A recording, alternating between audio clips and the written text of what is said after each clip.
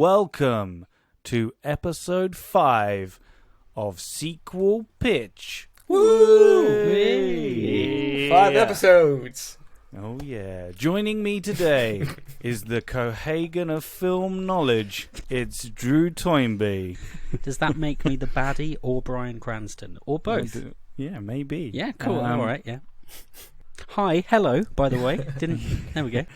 Up next, he's as strong as a synth. It's Matt Rushton.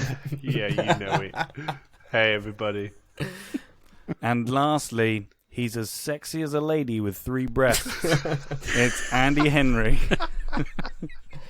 Thank you. Hello, everyone. So, I've brought you here today, and all the rest of the people listening. We are going to be talking about the 2012 hit remake / reimagining Total Recall. Mm. Yay. Yeah, exciting. But before we discuss the movie and talk about what we thought about it, if the listeners haven't had a chance to watch it and they might like a synopsis, I'm going to do the 60-second or whatever time it takes us synopsis. I love how that lasted. We're on the 5th episode and we've already dropped that. Yeah. So, here we go. Originally adapted by director Paul Verhoeven in 1990, author Philip K. Dick's classic sci-fi short story, We Can Remember It For You Wholesale, returns to the big screen in this remake starring Colin Farrell, Bryan Cranston, Kate Beckinsale, and I've forgotten the other Jessica girl. Biel. That's it, Jessica Biel, thank you. And directed by Underworld's Len Wiseman. The planet has been decimated by the nuclear war in the late 21st century, leaving only 2 nations, the United Federation of Britain and the Colony. With, hold on, I lost my place. Douglas Quaid, Farrell, is a factory worker with a stable job and a loving wife, Beckinsale. But upon learning that a company named Recall could grant him the memory of the ultimate espionage adventure, he decides that a virtual vacation is better than no vacation at all. But in the midst of having new memories implanted, something goes haywire. Still trapped to the chair as the system breaks down, he's branded a spy as the authorities close in and he quickly flees for his life. Later, Quaid discovers that he had a secret identity and he joins forces with rebel soldier Melina, Jessica Biel, thank you, on a mission to track down Matthias, Bill Nighy, the head of a fierce resistance movement that's been labelled a terrorist organisation by the tyrannical Chancellor Cohagen, Bryan Cranston. Cohagen seeks to control the entire free world, and now the harder Quaid fights to defeat him, the clearer it becomes that his memory had been altered long before he walked into Recall. Ooh. Interesting. So, everybody, now, what did we think of the film? Boring. It started.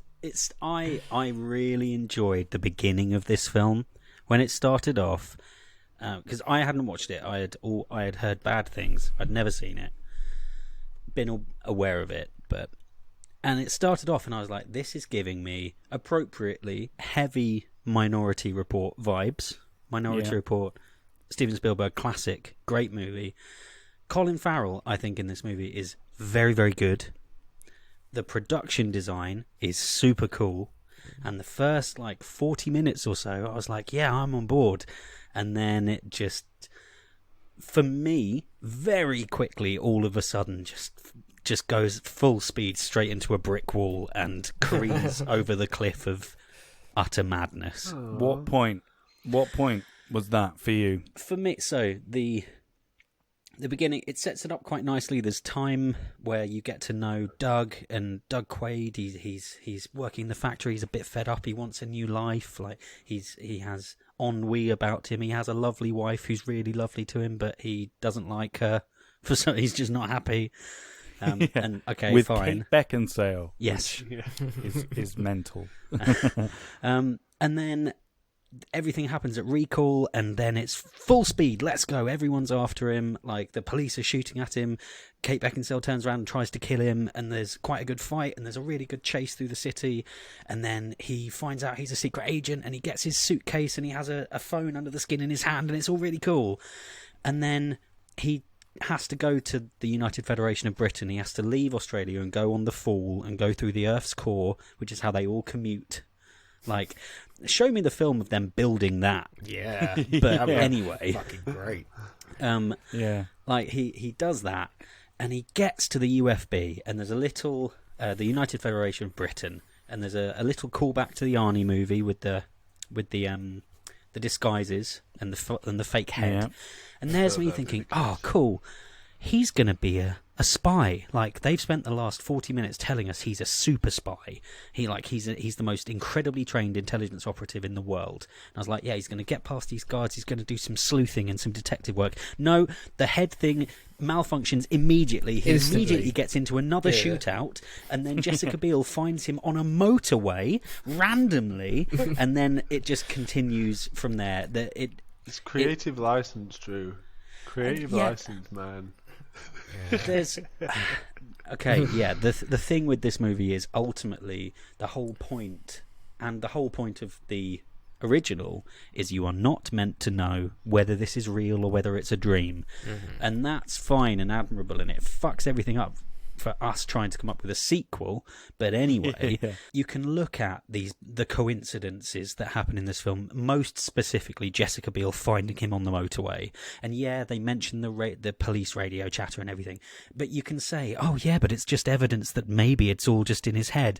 But I want it to be more subtle than that, because anything that I saw that was like, oh, that you could interpret as it maybe being part of the dream or the memories going wrong, I just looked at as lazy writing. I saw that and I didn't go, oh, maybe they're being really clever. I just looked at it and was like, oh, for fuck's sake, did she really just fight on the really? Yeah.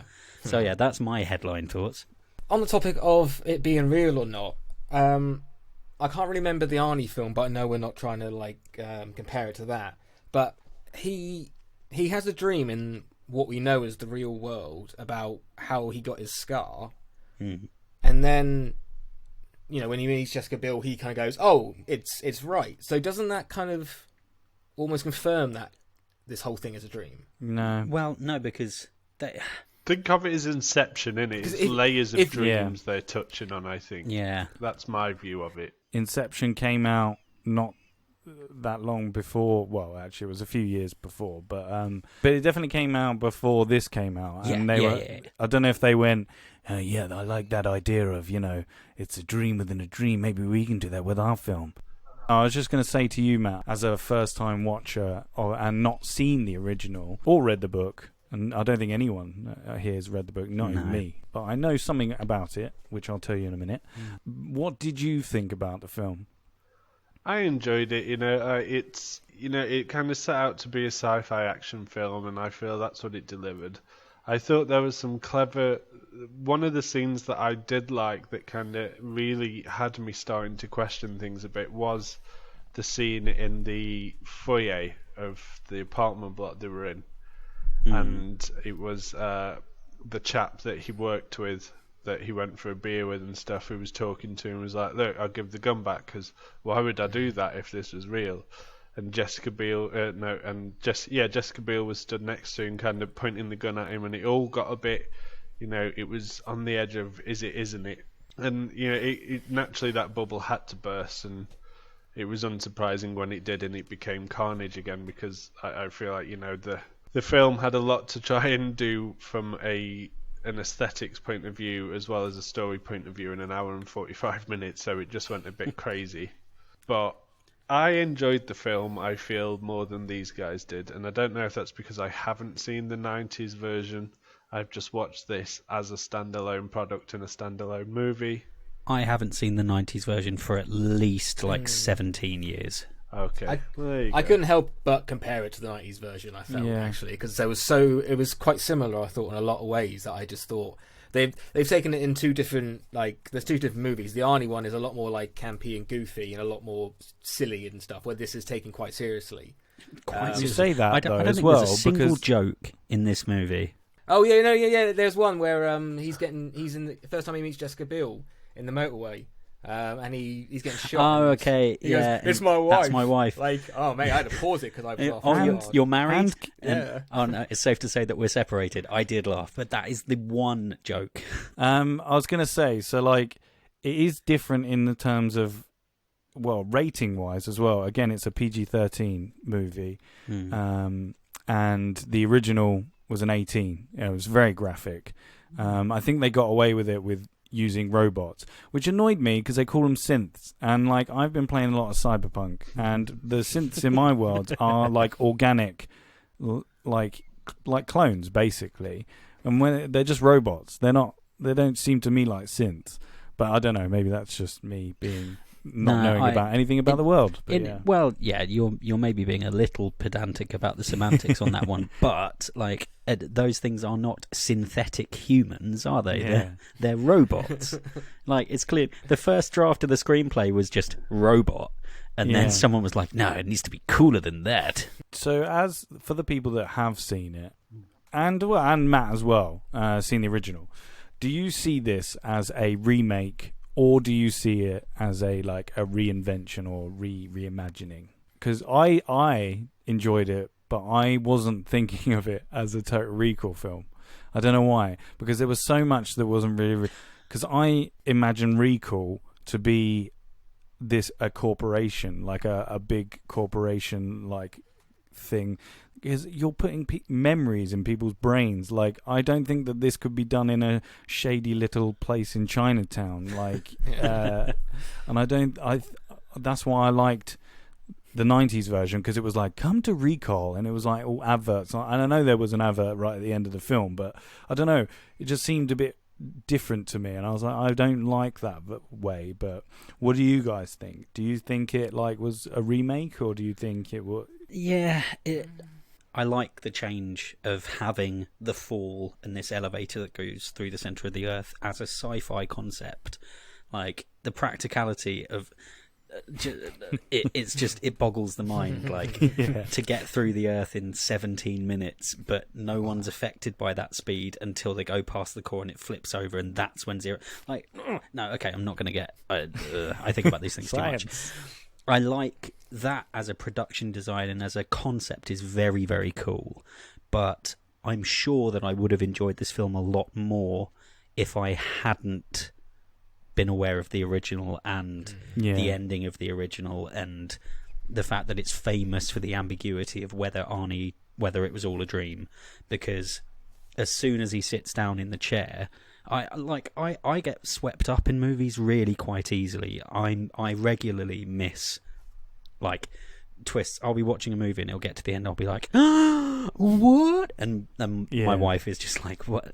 What? I knew that from 5 minutes in, and I just get too emotionally invested. So I probably wouldn't have realised that they were playing on it being a dream until they made that a bit more explicit, and then I would have been like, oh my god. But because I knew that, it just didn't land for me, because I was just constantly like, how well are they executing this ambiguity? Oh, turns out not very well.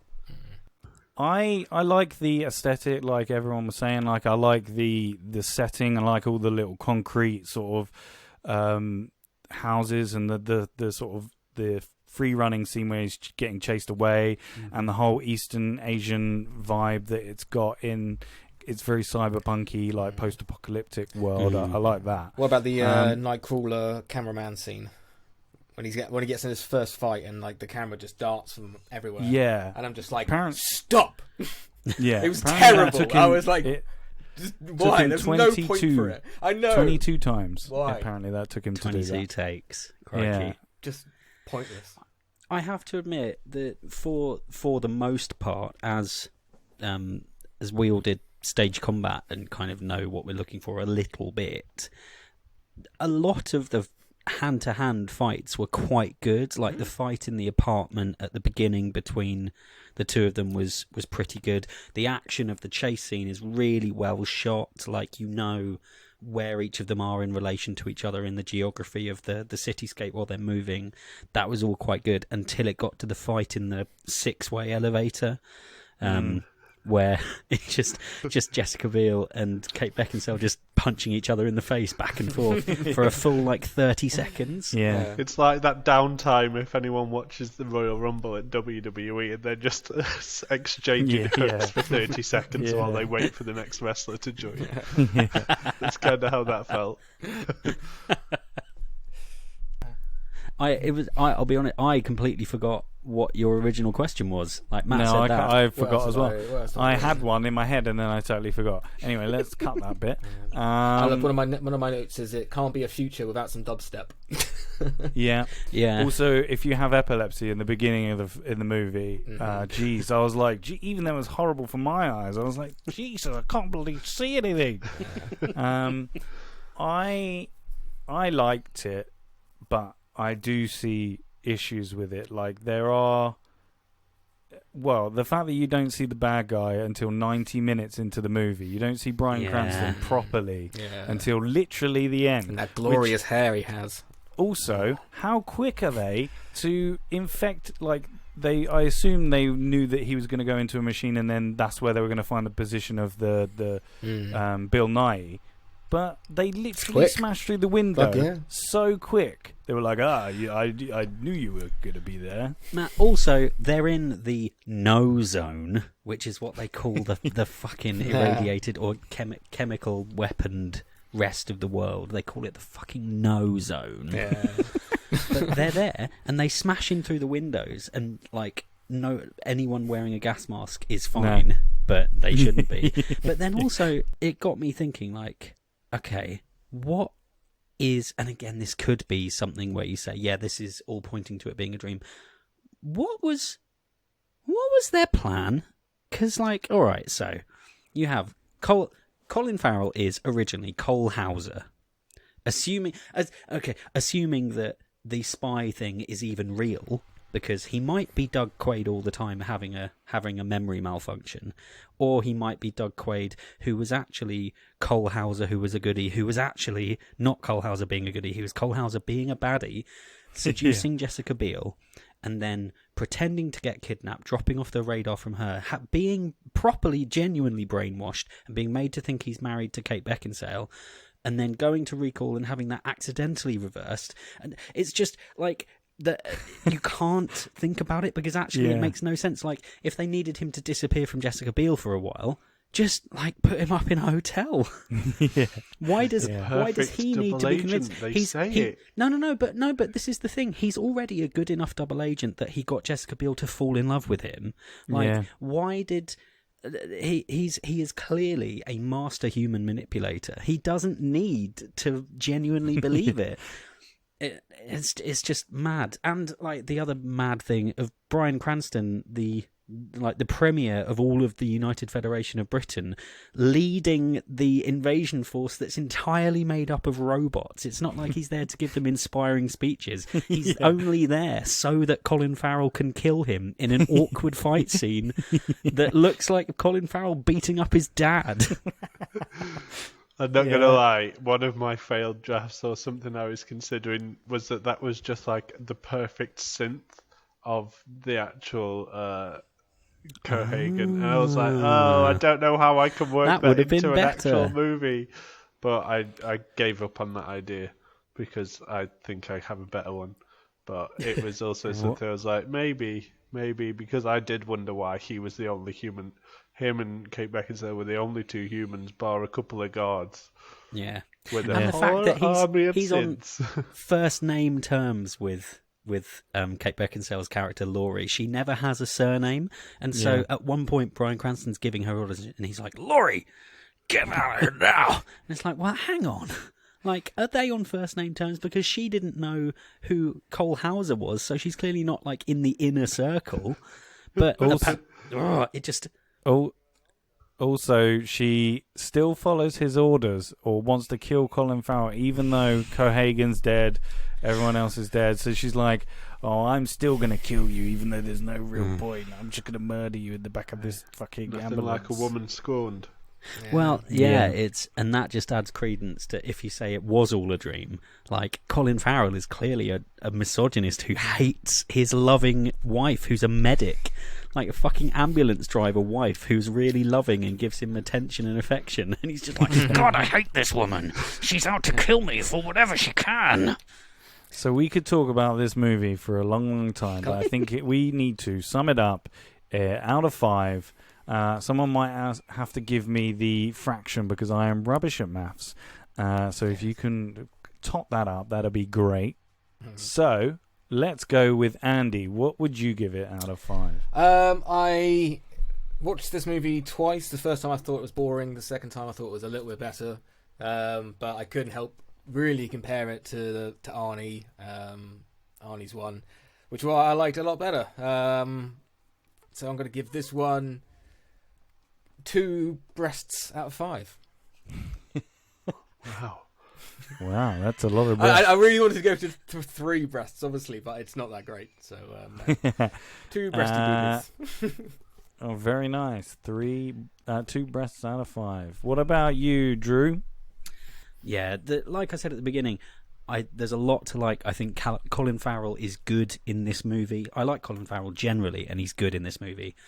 The production design's cool. There are a few genuinely good action scenes, but for everything good, there is just so much utterly, bafflingly bad. It is lacking all subtlety, all nuance, and the reason the original film works where this didn't is that if you're trying to pretend something's a dream, don't take everything so seriously, my God. And so, yeah, for me, I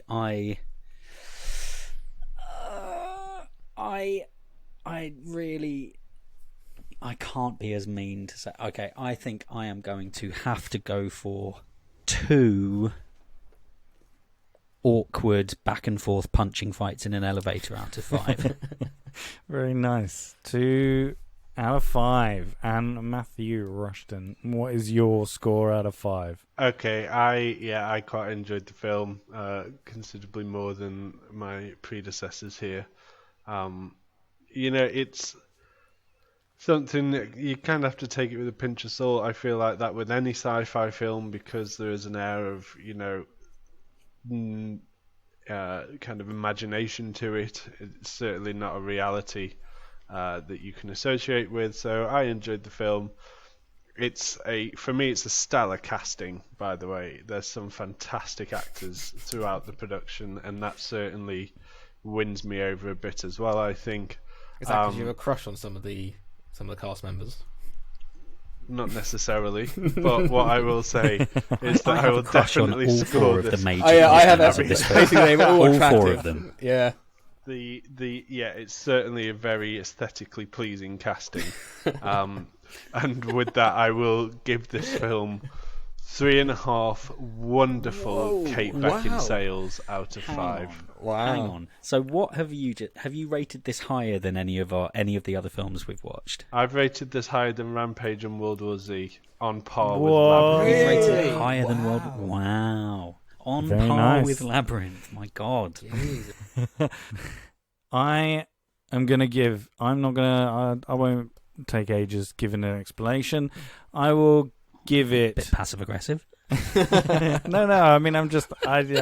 you've said it all. Like, everyone said it all. Like, I agree with everything that everyone said. I will give it 3 Colin Farrell eyebrows out of 5. So there you have it. But we will go down to Score Corner to find out what the overall scores are with Matt Rushton. Thank you very much. Well, I can tell you, everybody, that Total Recall, the 2012 version, is our lowest scoring film to date. That does make Good. me a bit happy. Combined total of 2.625. Just over half. So it doesn't get a recommendation from us, unfortunately. No. So there you have it. We've reviewed the film, and now there's only one thing left to do. What's that, Ross? it's time to get your sequels pitched. What a little suck up.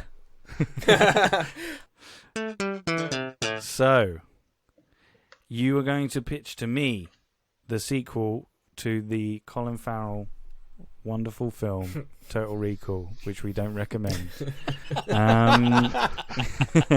Which makes it really awkward because people should watch the film, because that's the idea of the podcast, is we want people to watch the film, but then we go, don't watch it. That's why we announce it at the end of the week before. Like you shouldn't have watched it.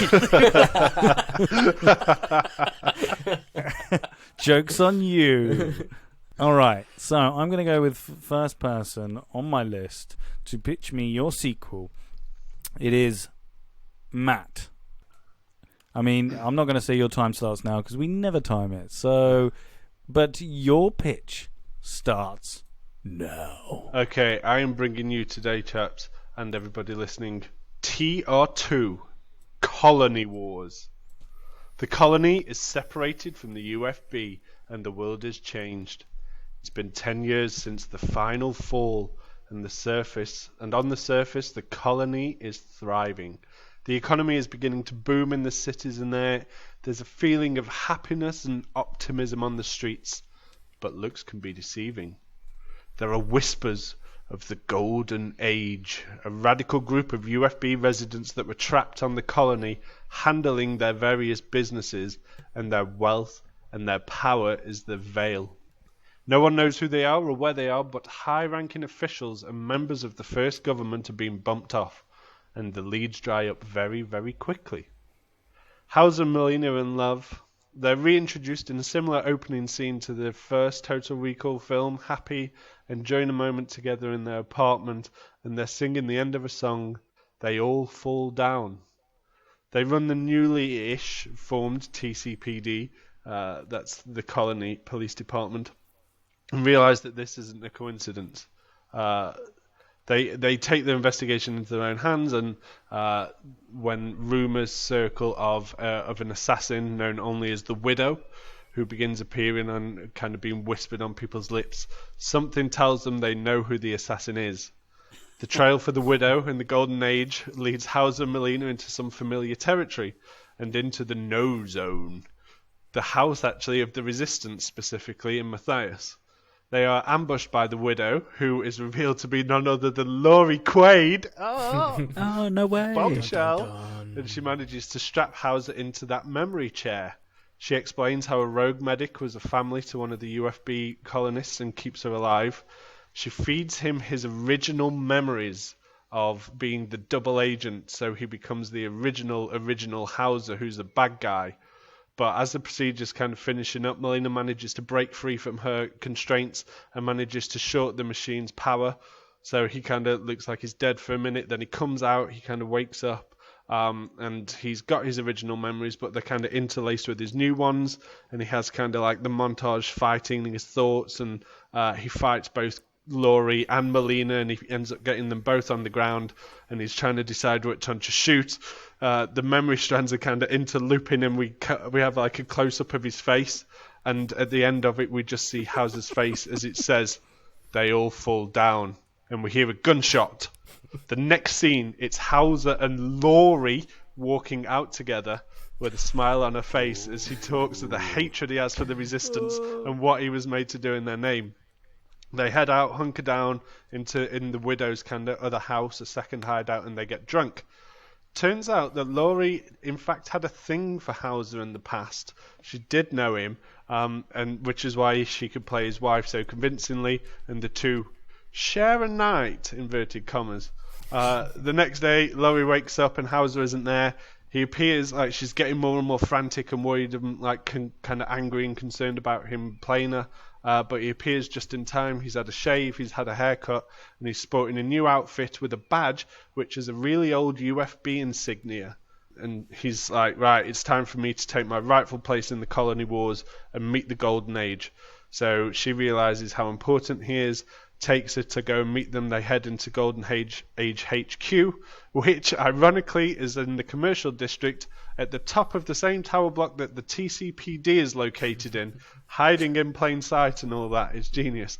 The Golden Age are hesitant to trust the widow and Hauser, stating that she could have brought the enemy in, but Hauser actually shares all the intel and information he has on all of them, carrying on with the whole, like, is he a bad guy now?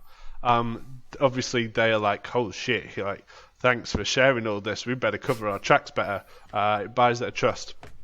Because of this, they then share some of the intel that they've actually, whilst the fall broke and, like, you know, that's not running anymore, there's a cargo lift that does work, and they've been using that for the past 10 years to share plans between the UFB and the colony, ship a load of synths down. There's now an army of synths just outside of the city in storage containers, and it is actually being led by introducing new character here,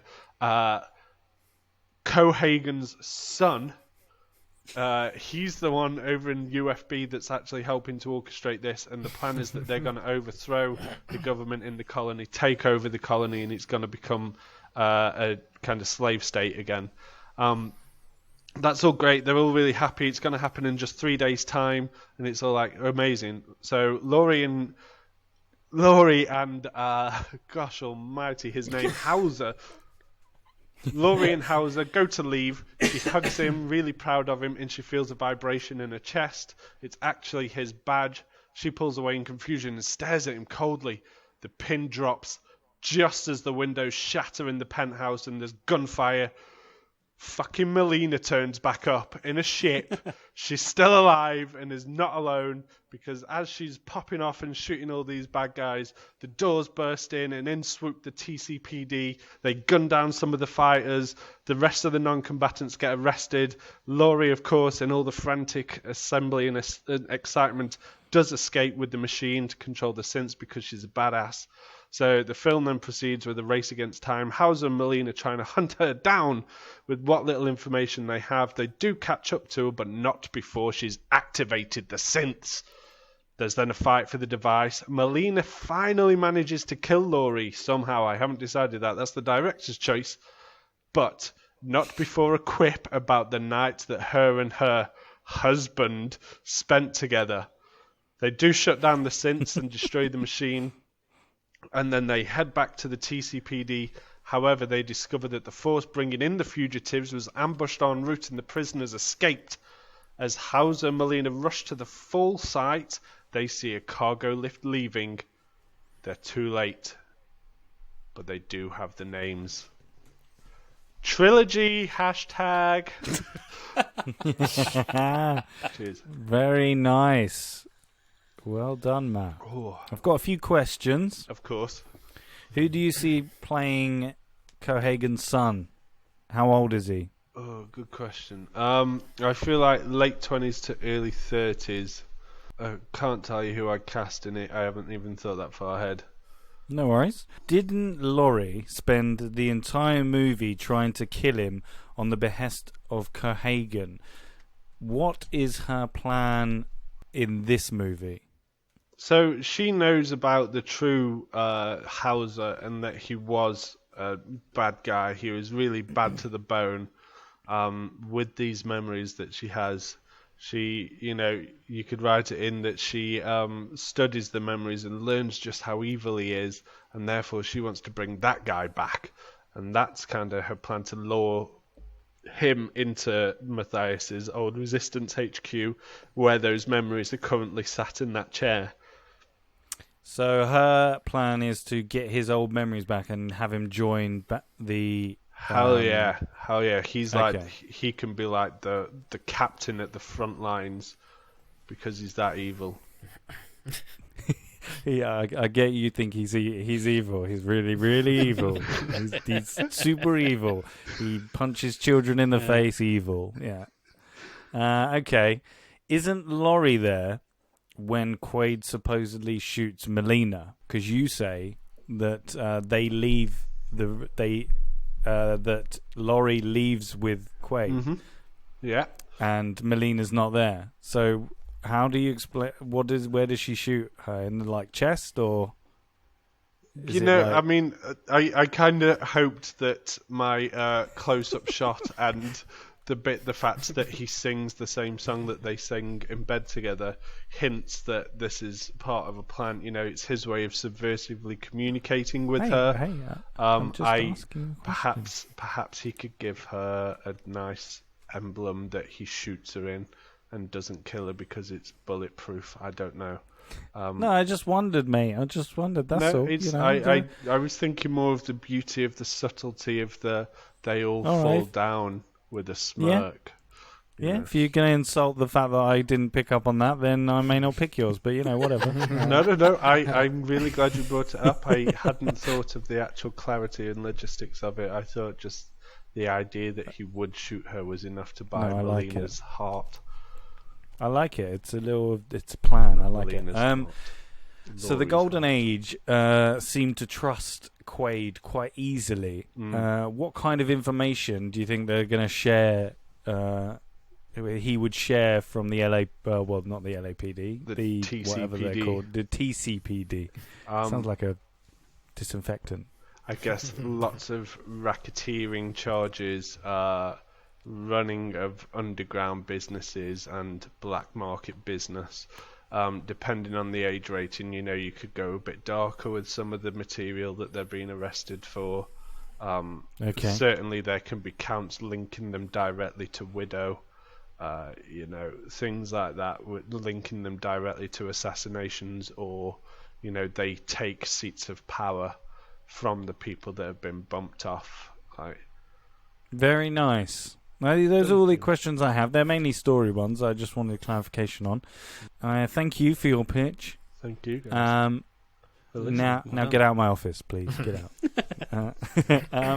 Now up next is Drew Toynbee. Your pitch starts now. Okay. I swear to God that I did not read Matt's before Yes. I wrote mine. Okay. Just to let, we do not look at each other's before we when we write them. So yeah. You'll see. There are some similarities, but we ultimately go in a different direction. So mine is Total Recall : of course, Overload, because I couldn't think of anything better than that. So, 9 years on from the events of the last movie, the colony has been renamed to Haven. The movie opens with the president of the colony giving a speech outside of a gleaming new factory. She describes how in just a few years of having its workforce able to focus on the well-being of its own people rather than working for the people of the UFB, Haven has been able to begin to make real changes. They've invested in renewable energy and renewable farming, and they're helping to turn Haven into a place that matches the new name that it's been given. While this speech is being given, Doug and Melina move through the crowd, now high-ranking officers of the Haven Defence Agency, the HDA. Bloody hell. They sort of talk back and forth on their earpieces about how they were pulled off of a missing persons case because there was a tip of a potential attack on the president. The speech starts to come to a crescendo, and the president says the best is yet to come. She says that the brightest scientific minds in Haven are nearing a solution to the chemical wasteland of the No Zone, and once they reach their goal, there'll be true hope for humanity once again. They can take the work that they've done for their own people, and they can give it to all the people of the Earth. As the crowd cheers, Doug sees a shadowy figure moving towards the stage. He's just about to close in, but he's grabbed by someone else in the crowd. Doug, Quaid, is grabbed by someone else in the crowd and quickly given an injection. The attacker saying, "It's time to wake up, Doug." The original assailant, who was walking towards the stage, turns around and sees this, and then processes it, nods at the man who grabbed Doug, then raises his pistol at the president, but Melina arrives and takes him down as the guy who injected Doug disappears into the crowd. The captured attacker is interrogated and gives up some information and says that the UFB have stepped up their attacks because they can't allow the colony to be the people who save the world, because then anyone left in the UFB will completely lose faith in the government. And so the UFB want to be the people who do it first. The president joins the interrogation and comes in and says that work on cleaning the nose zone is being done in just the most secure location in all of Haven, and it would take millions of people. It would take a full army to stop them. Doug is interrogating him and tries to press for more information, but starts to have weird flashes in his mind. And the prisoner turns around to him and says, "Besides, we have other methods. We can get inside your heads. You know that better than most, don't you, Hauser?" And then, as he laughs, Doug turns to the president, begins to reach for his service weapon, but he catches himself just before he's bundled out of the room. Doug is now a prisoner. His superiors are speaking to him and telling him that he'll be detained until he can be fully mentally processed and assessed. Doug, sort of racking his brain, realizes that the UFB's plot must involve the technology that Recall use in some way, and that they plan on bringing Hauser out in him and maybe doing something beyond that as well. So he needs to go to Recall, but no one will listen. He's getting desperate, and Melina comes in and breaks him out, and they go on the run. And before they leave, he tells Melina about the injection because he hasn't told anyone about it, and he tells her that he's worried that Cole Hauser is trying to come back out and that he might hurt her if he does. And Melina tells him that they have even more reason to go now, and so they go. Recall, since the time of the destruction of the Fall, their head offices were in the UFB, so their largest facility's still there, but it's derelict. And Doug and Melina make their way there, sort of escaping the police. You have a couple of chase scenes on the way, because why not? They break in and they find a group of UFB loyalists, but they've taken a load of people, and they recognise some of them as the missing people they were looking for before they were put on presidential detail. They've got them in cages, but what they see is them using an aerosolized version of the memory formula that they had at Recall. And when they do it, the prisoners go from struggling and trying to escape to saluting a flag of the UFB, or maybe something a little more subtle, and agreeing to go along with the plans to find the labs and destroy them. And they say that the plan is to release this aerosol across the entire colony and just turn everyone in the colony to the UFB in one fell swoop. As Doug and Melina move through the facility, Doug's getting more and more flashes, and he reaches the stage where he starts to fight with Melina, and it keeps getting it back under control. But then they find a scientist in a sort of clearly derelict but cleaned up lab. She's been forced to work on the mind overload drug by the UFB. Doug and Melina free her and take out her guards, and she says she can reverse the effects and starts working on an aerosol that will reverse what's been done to the people who have already been infected. And Doug tells her that she needs to look at him afterwards. At this point, they're discovered, the bad guys come in, there's a big fight, and I see a really cool action scene where there's the scientist, Dr. Frois, I don't know why, trying to create the anti-serum in the lab, whilst Doug and Melina are fighting each other and fighting the bad guys and fighting each other as Doug's other personality keeps fighting to get through, but sort of holding it back. In the end, after a few close calls, the anti-serum gets sprayed through the facility, and all the freed people who had been turn on their captors, and they win. And everyone seems really happy, but Doug's properly losing his mind. Dr. Freud starts looking him over, and he has a really beautiful talk with Melina about how she's made him really happy. He doesn't want to lose who he is, doesn't want to lose her. She's about to say something back, but then Dr. Freud looks shaken.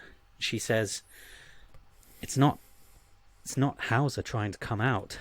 That you're projecting this Hauser person. It's you. It's Douglas Quaid, but from another world where the Fall wasn't destroyed, where the colony is, where Haven is still the colony. I don't understand what's happening. She realizes the Doctor, isn't real. Melina isn't real. Doug is fighting it, trying not to wake up, holding Melina in a panic, but then he wakes. He has been in a coma for 9 years. At his bedside we see Laurie and Harry, who are overjoyed to see Doug waking.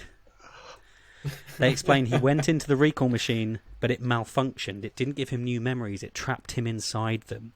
It's taken them 9 years of therapy and treatment, with Laurie and Harry and Doug's other co-workers at the factory putting money in to keeping him stable and safe and working on treatment. Doug's confused and heartbroken, asking where Melina is, calling out her name, so Laurie is heartbroken. Harry is there explaining, even though you shot me in your dream, we're still here. We knew that you wouldn't accept us trying that again, but we're still here. And Doug recovers and sort of re-enters the world, and the colony's still the same downtrodden place that it was. The UFB is still standing. The whole plot with the robots killing everyone in the colony was part of the dream. That hasn't happened. They're still exploiting everyone in the colony for their labour. And the resistance was destroyed 5 years ago. There is no longer a resistance. But slowly he apologises to Laurie and realises that he reacted, he did what he did because he was sad, he was frustrated and sad at the state of the world, and it drove him to create an imagined life in his mind to let him run away from all of this. But then he realises, rather than trying to run, he should be doing more to save it. And he goes out and he meets more people. He reconciles with Laurie, and slowly and tentatively, and they become friends again. And Harry and the other workers start to build an organisation. They get more people on side, and the film ends with a montage of the people of the whole colony coming together. And despite being oppressed by the UFB, Doug's voiceover at the end says, if the world isn't fair, if the world isn't right, if you can, try not to run, try to fight for what it should be. And then it ends. Oh, Matt's face in that was priceless. Yeah, that was quite funny. When, mate, the fact that we have there's so many similarities, and then we just went completely the opposite direction. The fact that he was actually in the coma the whole time, it breaks my heart. It was all because a I loved dream. that scene in the first film. That was one of my favourite scenes when they're like, maybe, oh God, it could actually be. Sorry, But it was So- it was all the thing of, well, fuck. It's either the sequel has to address the fact that either it is a dream or it isn't, and we just went the opposite direction.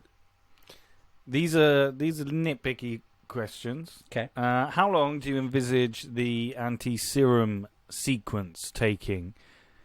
It seems quite a big, as in her to make an anti-serum under such pressure whilst also being shot at and stuff. I mean, I now have the full excuse of it is all a dream, and so if it seems unrealistic, This is true. So I wrote these before. I mean, I nearly put in that she could have a line that while she was working on it, she was secretly working on the antidote at the same time. So maybe she just needs to maintain the machines or something, but not massively long because I admit the film may have some pacing issues, given that it has that whole slow ending.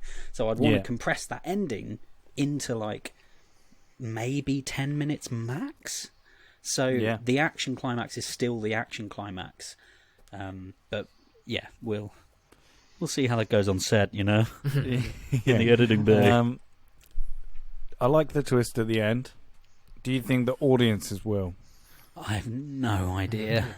I have no idea. I was trying to think about what the first movie is trying to say, because the short story and the Arnie one are both basically built on the ambiguity and the spectacle of it. The short story is all about what is reality, what's real, what isn't, who knows.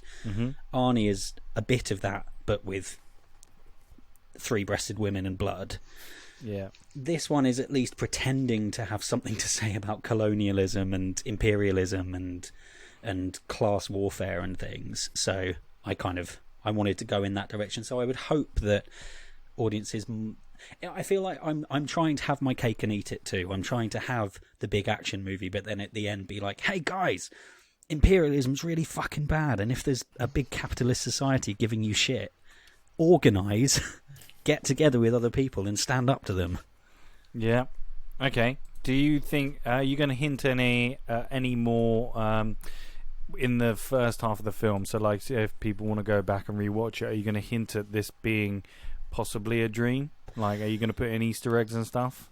While I was writing it, I could have made this clearer. While I was writing it, I was thinking of things, again, like I was saying about the original, the fact that Cohaagen is there leading the invasion. But despite being the president, it was things like having the president walk into the interrogation room is only something that would happen in a film or a dream. It's not something that would be real. Yeah. If I were to actually sit down and write the script, I would try to add those things in. But honestly, I cannot think of any other examples. All right. And lastly, do you think it may be anticlimactic? The end.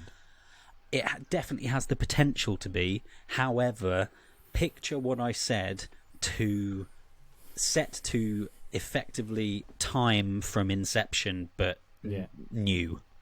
Okay. Like, if I would hope that a well-crafted montage and an emotional speech about togetherness and unity while there's a big building score would work. And hopefully all the people who just came for the action have had that. They just have to sit through another 8 minutes at the end.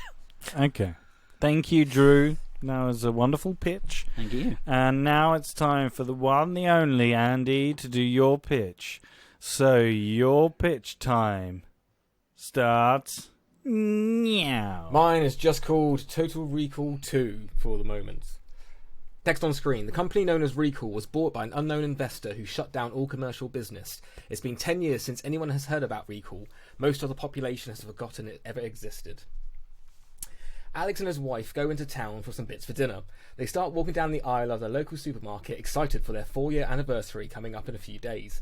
They reminisce about good times and laugh at old jokes. Suddenly, a gunshot can be heard, and a bag of flour in between Ellie and Alex explodes, causing a giant puff of smoke. Alex starts coughing, and the shadow of a figure starts walking through the smoke. Alex sees the figure raise its arms, and we hear the gun cock. Alex is frozen with fear when suddenly Ellie spears the figure to the ground. Alex sees Ellie wrestling with the figure, another woman, and the woman kicks Ellie to the other side of the room. Alex runs over to his wife and stands between her and the gunner. The woman raises her gun and shouts, "Get down, John!" Alex doesn't know who this John is, and as the woman gets closer, Ellie picks up a nearby bottle and throws it at the woman, creating the opportune moment to take the woman down. The gun slides over to Alex and he tries to aim it at the woman who attacked him, but every time he gets a clear shot, the woman rolls over, causing Ellie to become a shield. Ellie gets knocked out, and Ellie gets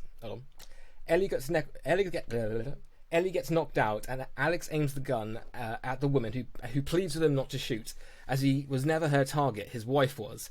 Alex asks the woman to explain, but the sound of police sirens can be heard in the background. The woman says they haven't got a lot of time, and pleads with Alex to come back with her where everything will be explained. Alex refuses and tries to leave, but the woman knocks him out. When Alex awakens, he finds himself in the secret hideout of the colony. The woman says her name is Mia and something has gone wrong with the mission. Mia talks about how she is John's wife. John is Alex in this. She speaks about past memories and even shows them photos of them together. And then there's a big asterisk here which could possibly come back to the end. Mia quickly reminds us of the war between the FUB and the colony and how the colony are the good guys. Alex says he hears that the colony are the bad guys, but Mia responds saying that's what he's heard from the news as it's been owned by the FUB. Mia explains Alex is high up in the ranks of the colony and volunteered for a mission that would replace memories with fake ones, a process called recall. He had his memories of fighting for the colony removed and replaced with fake memories they created for him wanting to serve and be loyal to the FUB.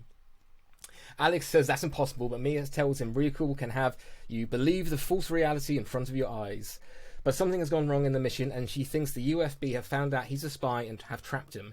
They're now using recall to play out memories so they can extract information about the colony. Right now, he is a prisoner, drugged and trapped to a chair in a secret UFB hideout. Alex asks who she is if this whole thing is fake, and Mia says she is a firewall that has been implanted into his brain by the colony in case something like this would happen. She's the one keeping the UFB from knowing the secrets that will destroy them. The only way to break free is an act of commitment that would reassure the brain where his loyalty lies.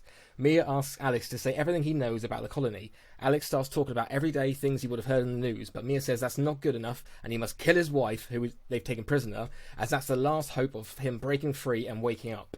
Mia gives Alex her gun and makes him point it at his wife. Alex hesitates. Just then, the wall explodes and FUB robots, or synths, start invading the room. They start firing and stun Alex, Mia, and other members of the colony.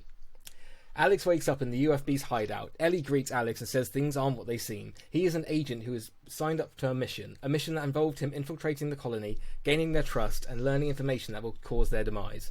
But in order to do this, he had to undergo the recall procedure. He is and always has been a UFB agent, and they have his real memories ready to be implanted back into his head. But first, they need to get all the information he knows about the fall of the colony out of his head. Alex resists at first, but is put into recall, and just as it begins, warning signs appear. It appears Ellie can't perform recall as the colony has put a chip in his brain, corrupting the system. Ellie puts a gun to Alex and says, "The colony has got to you," and she waves the gun in the air and demands to know what Alex has told the colony. But Alex said he hasn't told them anything. Ellie pushes Alex to the ground and puts a gun to his head again and shouts, "Tell me everything you've told me about the UFB." Alex breaks down and says he doesn't know anything. Ellie tells Alex that he has been fed lies about the colony. They are the bad guys who are causing the trouble, and UFB are trying to clean it up. Ellie says Alex has gone soft and he must show his commitment to the UFB by shooting a member of the colony. Ellie picks up Mia and throws her to the floor in front of Alex. Before Alex can do anything, the rest of the colony bursts through the doors with vengeance in their eyes, and a fight begins.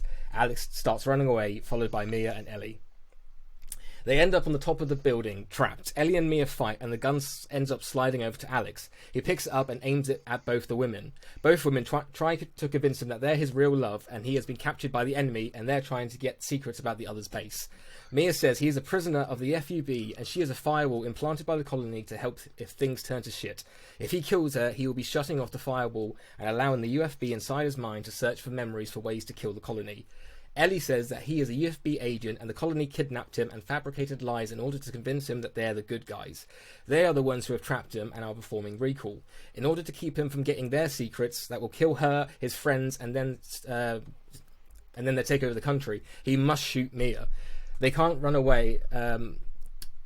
He must shoot Mia. Then they can run away until she finds him in reality and they can finally truly be together. Alex doesn't know what to do. All he knows is that his life is fake and he is currently a prisoner, but he doesn't know who to. The gun bounces back and forth between Ellie and Mia, each one pleading for their life. Alex knows his choice. Killing one of these women and joining the other side will stop the war, but what side does he choose? Ellie tells Alex to ask Mia how he got his scar on his leg. This is the asterisk coming back to here. Alex is confused, but Ellie insists if she knows you like she says she does, she would know the story. Alex points the gun to Mia, who thinks but then smiles and confidently says, it was a bike accident when you were 5. Alex turns back to Ellie and asks, how do I get the scar on my leg? And she replies, you don't have a scar on your leg. Mia manages to get out, no, he had a scar on his before a bullet flies through her brain. She drops to the floor, dead. Alex and Ellie run up, and Ellie says, you didn't believe the false reality in front of you, and they kiss. Alex looks confused and says, where did you hear that? But Ellie says, quick, we have to move, and they both run off. We zoom in on Ellie smiling as they both run off into the distance. Okay. That was a tongue tie. Bloody hell, I should have come up with easier names. Should have done your vocal warm-ups first. Yeah. Okay, Andy. It seems, apart from the opening scene and the ending bit, that it all seems to be in one room. Am I right? In the interrogation. No, because they'll be going. They'll spend a little bit of time there, kind of getting to know. They got to spend enough time to know the base, warm up to the person that they're speaking to, either Ellie or Mia. So no, I mean, like they do that, and then they stay in the base, but it won't be one room. Yeah. How are you going to make us care about these characters and the females, especially at the end, because to make that scene really work? And are we gonna have enough time to learn about those two? Yeah. Well, the idea girls. of when I was thinking about this is when I was watching Recall. And I think Drew picked up on this a bit earlier. The scenes that don't feature Colin Farrell, does Colin Farrell see that? Because if he does, then he's obviously in a dream. So what I wanted to do is basically have the main character Alex basically be the focus of every shot, almost be in the middle of every shot. It's gonna be kind of filmed as a one shot, but not actually like a one shot. So we'll never see, even like the bits where there's Bryan Cranston's talking to Kate Beckinsale and it just says, "We need to find him." "Oh, I'll find him. You better find him." Like some useless information to the actual like story. There'd be none of that in the film. It'd literally be like there's a gunshot. If it was a dream, he wouldn't be dreaming that. Yeah. So like the gunshot at the start, there's not going to be, the audience isn't going to see a shadowy figure. The main character might see someone looking a bit suspicious, but he'd be like, "Meh." So the idea was basically you only get the information that's basically on the screen, and the audience has to make their own mind up. Do you think that it may be hard to draw an audience in without Colin Farrell and the people that were in the original?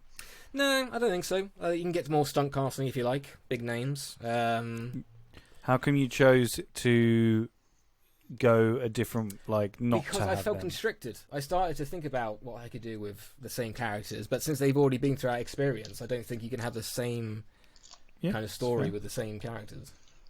Yeah. Again, kind of like my Willy Wonka, where I focus more on the world. The characters weren't important. It's the idea of recall and what that does. Well, that's all I have for you. Well done. So, it's now that time. We're going long on this episode. But let's go for each person.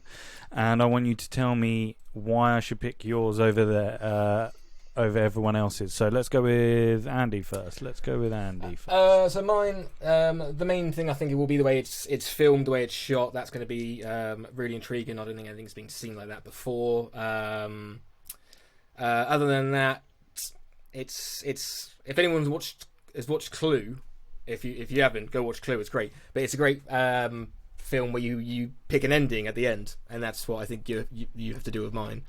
It's still ambiguous, where the other two are. You've got an answer, I think, to the first film's question of is it real? Where mine still plays on that. Okay, and Drew.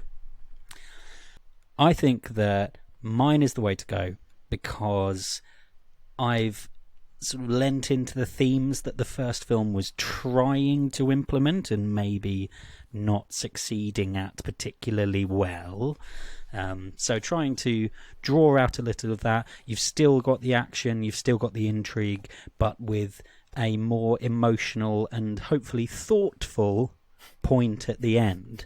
I think that with Andy's right. His can still be ambiguous, but for me personally, the ambiguity at the end of the first one frustrated the living hell out of me, and if I went to watch the second one and it still didn't make it clear, I'd be livid. But that is just me. And with Matt's, I fully admit, like, between mine and Matt's, you're going to have maybe a little bit of trouble picking between the two of them because there are many similarities, but mine came from my brain, so pick that one. Fair enough. And Matt? Cool. Well, to address that immediately, I feel like Drew made an honest sequel with a very pretty ending. I feel like I made a even more honest sequel with a much more kind of dramatic opportunity and financially viable ending that could offer you a third film with the major war between the UFB and the colony. I make much more use of Kate Beckinsale, which is always a positive. On that note, Andy doesn't make any use of any of the star quality cast that the first film had. He brings in three randoms who I don't know if Andy even mentioned casting for it. He just said it's an opportunity for new casting. It sounds pretty, he sounds like he's got some creative vibes, but I don't think the audience that loved the first Total Recall film are going to suddenly want to watch an art noir film brought by a new director and a new style completely. I feel like mine captures the craziness and the sci-fi action thriller that was Total Recall, and it offers up the most exciting sequel.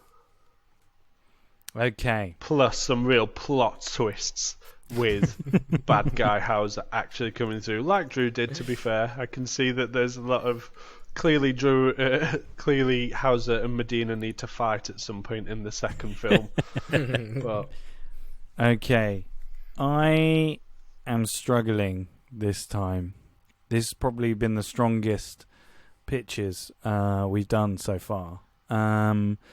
Matt, Yeah. I like the fact that you bring Kate Beckinsale back. I also like the whole rivalry between the colony and I like that sort of thing that you're exploring with that. Drew, I really like your twist. Like, your twist has really got me interested. Andy, yours is. It reminds me of. It's kind of a little bit like 10 Cloverfield Lane. Like, it's in that same world, but it's very like. It's different, which I like as well. That's really good. I really haven't good actually seen that, comparison so for it. don't go into it too much. Andy, I know. Such a good watch it I'm now, sorry. right now. I will watch it tonight. Log off and watch I it will now. watch it I tonight. mean, if you win, you can tell us to do a sequel to it. So, Yeah. I'm gonna say it's between Drew and Andy. Sorry, Matt. What? Ooh. Bullshit, man. I thought I had a great. Part of me doesn't want Drew to win again, but this Go is with your hard. heart, man. Go with your heart. I'm sorry, Andy. It's gonna have to be Drew. As much as it pains me, I like the twist. I think the twist got me. Even though it's a bit of a letdown at the last 10 It minutes. is a bit of a letdown, yeah. The most boring So 8 it would minutes have- of film you'll ever fucking watch. Sorry. I think it'll be a. I think it would have to be a really well shot end to the film and it would have to be worked really well and directed well, I'd say. But it was just a twist. It got me. I did like yours though, Andy, and yours was very close to winning this week. So yeah, Drew, you win. Unfortunately, fucker. So Drew, God damn it. what film are we doing next week? All right, so I thought about this because like I picked some really difficult ones for you guys. I mean, like mainly Willy Wonka was not a fun one to sequelize. So I am going to pick a movie that's going to give you guys a bit more free reign to come up with just your coolest, wackiest idea that you can go with. God. So I would like you guys to watch and then pitch me the sequel for 2018's Ruben Fleischer directed, Tom Hardy starring superhero origin movie, Venom. Oh. So there we have it. So where can you find that, Drew? Once again, it is, as far as we know, currently still available on Netflix UK. Good. So give it a watch and we will see you next week. So give us a follow on all the socials, Facebook, Instagram, Twitter. We're all there. Tell us your ideas for your sequel to Total Recall. We'd love to hear what your ideas are. And yeah, we will see you next week. Say goodbye, everyone. Oh yeah, we can do Bye. it. Bye. Bye, everyone. Should we do this again so it's a bit better, or just leave it? Nah.